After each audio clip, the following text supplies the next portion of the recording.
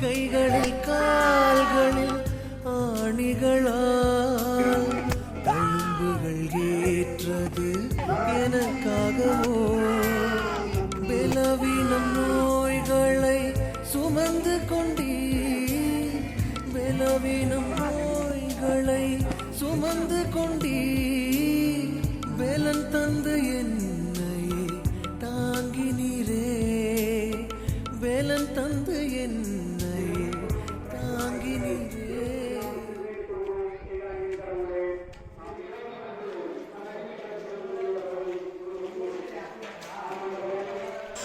டேய், நான் உன்னை என்ன பண்ண சொன்னேன், நீ என்ன பண்ணிட்டு இருக்க? காலைல உன்னை 10 மணிக்கு எம்எல்ஏ ஆஃபீஸ் தானே போய் பார்க்க சொன்னேன்.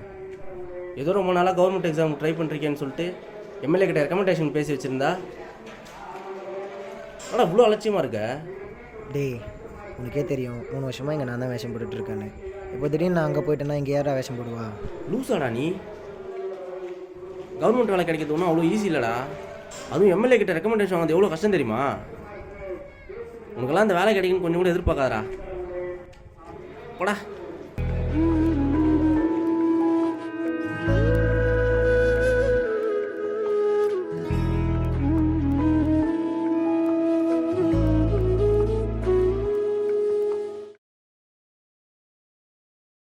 ரிப்போர்ட்ஸ்லாம் பார்த்தோமா? உங்களுக்கு குழந்தை பிறக்கிறதுக்கான வாய்ப்பு இல்லை. நீங்கள் இனிமேல் இந்த விஷயத்தில் ஹோப் வச்சுக்காதீங்க.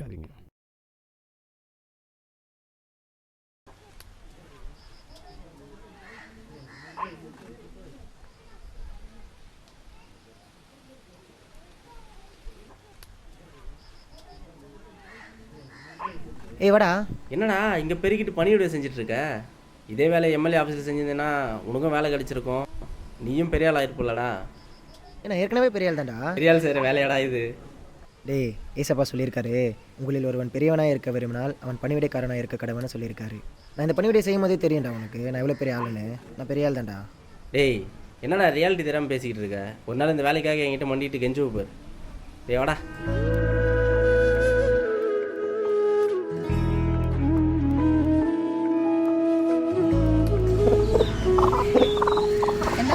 ஹாஸ்பிட்டல் போனீங்கன்னா என்ன சொன்னாங்க?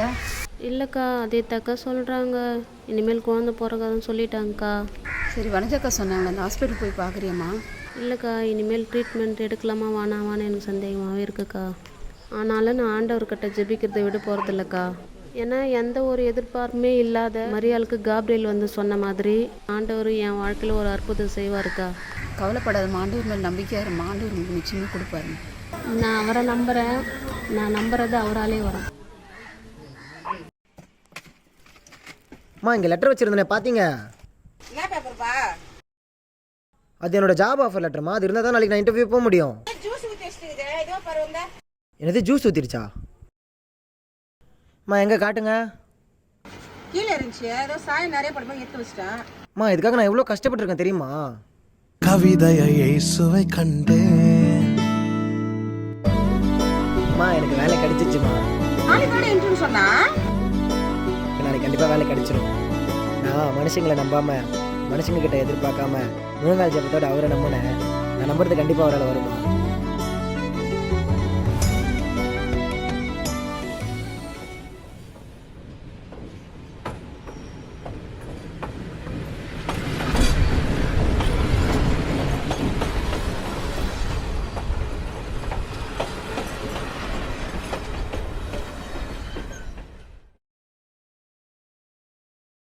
கடவுள் நம்மளுக்கு குழந்தை இல்லைன்னு முடிவு பண்ணிட்டார் போல.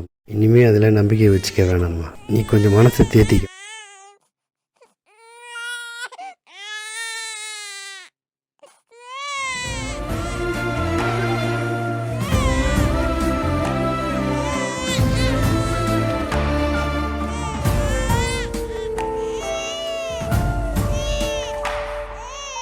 எங்க குழந்தைங்க?